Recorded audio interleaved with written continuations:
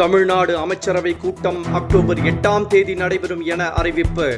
அமைச்சரவை மாற்றம் செய்யப்பட்ட பிறகு முதன்முறையாக நடக்கும் அமைச்சரவை கூட்டத்தில் பல்வேறு அறிவிப்புகள் வெளியாக வாய்ப்பு.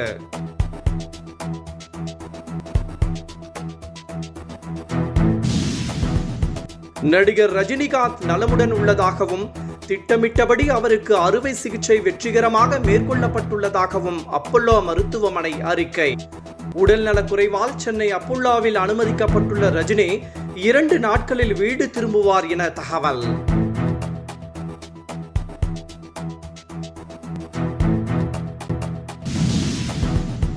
இந்தியா முழுவதும் மதுவிலக்கை கொண்டு வந்தால் தமிழ்நாட்டிலும் மதுவிலக்கை அமல்படுத்த எந்த தயக்கமும் இல்லை. விசிக மது ஒழிப்பு போராட்டம் தொடர்பான கேள்விக்கு சட்டத்துறை அமைச்சர் ரகுபதி பதில்.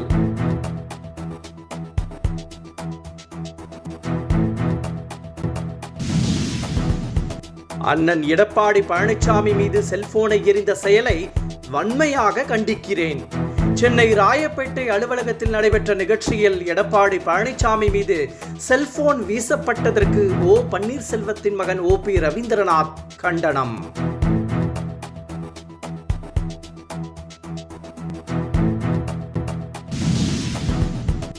மன்னர்களின் சிலைகளையும் கல்லறைகளையும் பாதுகாக்கவா தொல்லியல் துறை? தஞ்சை பெரிய கோவில் இந்திரன் சன்னதியில் வழிபாடு நடத்த அனுமதி கோரிய வழக்கில் மத்திய தொல்லியல் துறையின் மீது இருந்த நம்பிக்கையே போய்விட்டது. உயர்நீதிமன்ற மதுரை கிளை நீதிபதிகள் அதிருப்தி.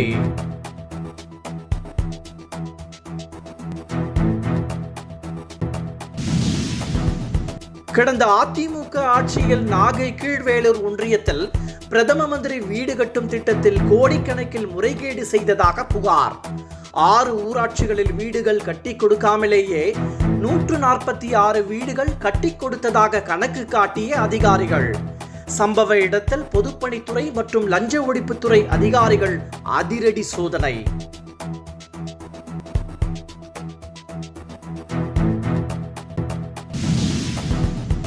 இயக்குனர் வினோத் இயக்கத்தில் நடிகர் விஜய் நடிக்கும் 69வது படத்தில் பாலிவுட் நடிகர் பாபி தியோல் நடிக்கிறார் என அதிகாரப்பூர்வ அறிவிப்பு.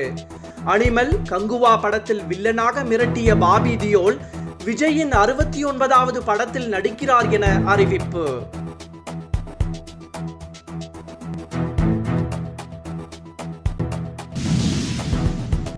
இலங்கைக்கு செல்ல இலவச விசா நடைமுறை இன்று முதல் அமலுக்கு வந்தது.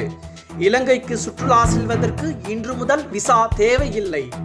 இந்தியா உட்பட 35 நாடுகளைச் சேர்ந்தவர்கள் விசா இல்லாமல் இலங்கைக்கு சுற்றுலா செல்லலாம் என அறிவிப்பு.